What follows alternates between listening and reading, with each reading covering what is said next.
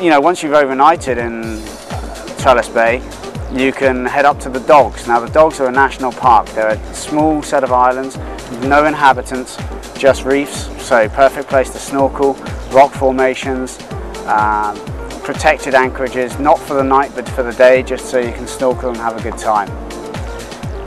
Like I said, that is only a day anchorage, so from there you can head up to North Sound. Virgin Gorda is the North Sound of Virgin Gorda.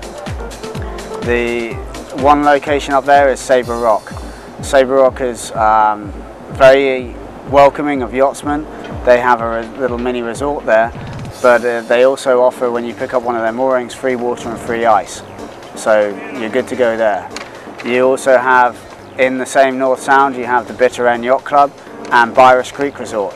Both, again, welcoming of yachtsmen. Both places have mooring balls. They don't offer the same sort of free water, free ice, but they are obviously very comfortable places to anchor for the night, with lots of shore-based facilities. I mean, they are full-fledged resorts with water sports, so it's up to you how you use and choose to use those places. Also in Virgin Gorda, North Sound, you have Leverick Bay. Leverick Bay is at the entrance to the North Sound and also offers nice facilities in terms of water and mooring fields. So really you've got a lot of options in North Sound, and it's all sheltered by reef. So once you've gone in through the reef markers, you're nice and safe in very deep water, but again nicely protected. So from the North Sound, a great place to head up to is Anegada. Anegada is a beautiful island. All of the islands have their own individual charm, but Anegada has something that none of the others have. It's flat. I mean, that sounds silly, but the rest of it is all mountainous. So you've got a great sand-based island. I mean, that's all it is really, is a big plot of sand surrounded by reef. It's the second largest natural reef in the world, and it's got pristine beaches as a result of it. So 12 miles of beach, if you can imagine that, and turquoise water. That's what you're going to come and see, and that is beautiful. There's a spot over on the north side which you taxi to, so you anchor, you go in through the channel markers which guide you in through this reef that I've just been describing, and you pick up a mooring ball. You're set for the night. You're there by mid-morning or lunchtime.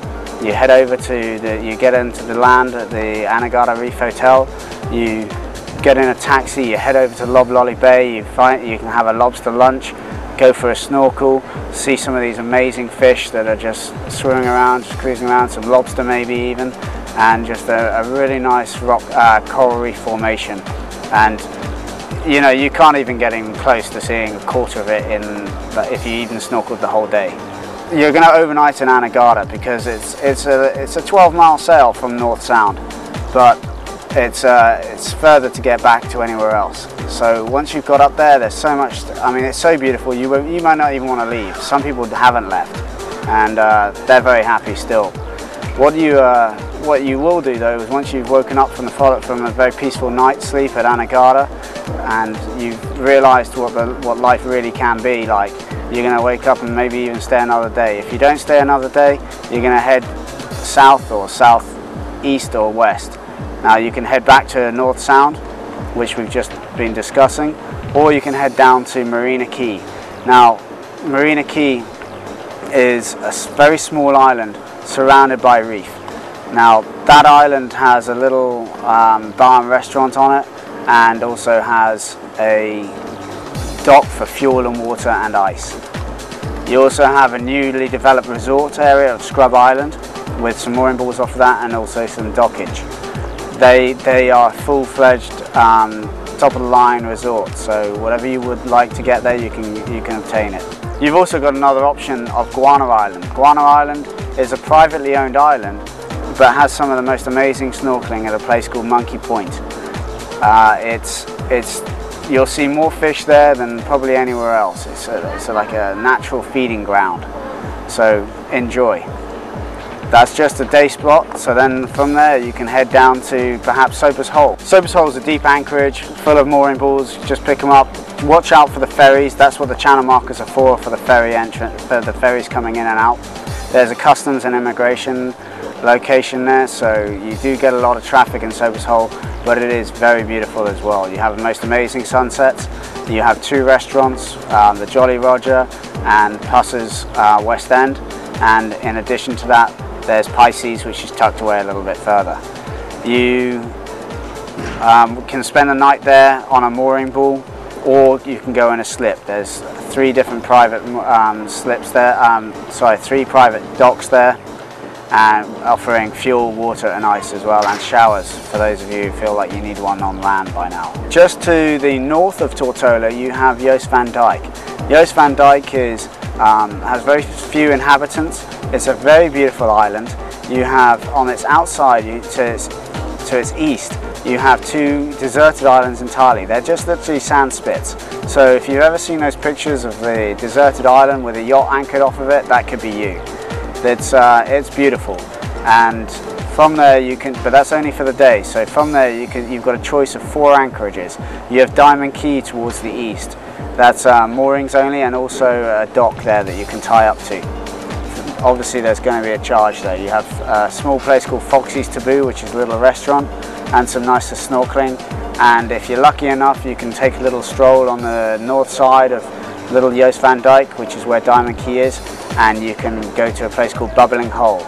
It's a beautiful little natural phenomenon. You also got Little Harbour. Little Harbour is a very protected anchorage, and protected from all northerly swells, and you have 2 restaurants in there, both locally owned and both very flavourful. You also have Great Harbour. Great Harbour, as it sounds, is larger, and it's mostly, there are a few mooring balls in there, but it's mostly anchoring only.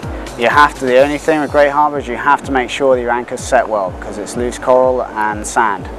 So just make sure your anchor's well set. You have an array of little bars and restaurants there, and the famous Foxy's. So go and check it out. You also have White Bay. Now White Bay is possibly one of the most beautiful places in the BVI's. It's a palm fringe beach with a reef with 2 entrances through the reef, so you must make sure that you check out your chart before you go through into there. On the eastern end of the anchorage you have some mooring balls, and then anchoring only on the western end. So really there's so many options here in the British Virgin Islands. Why would you choose not to come here? That's really the question you've got to ask yourself. Come see me, my team here at Sunsail. We're passionate about sailing. We really want you here. Come and enjoy yourself. You'll regret it otherwise.